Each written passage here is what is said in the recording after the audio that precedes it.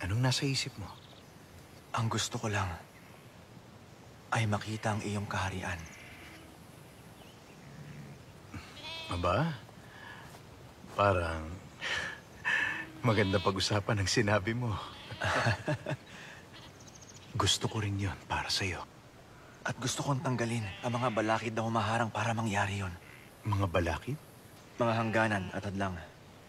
Ano man ang pangitain mo, at alam ko lagpas pa yon sa pinapangarap ko. Gusto kong siguruhin hindi yun mapipigil dahil sa kakulangan ng mapagkukunan. Sabi mo maging maamo kami gaya ng kalapati at maging matalino gaya ng ahas. Hindi ba ganon ang karunungan? Ubos na ba ang donasyon ni Joanna?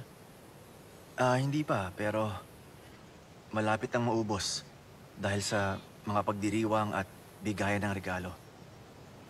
Iniisip ko, maglagay tayo ng lugar ng donasyon sa mga nayon na Tama pinupuntahan ka. natin. Ang pangitain ko para sa mundo ay mas malaki pa sa iyong pangarap.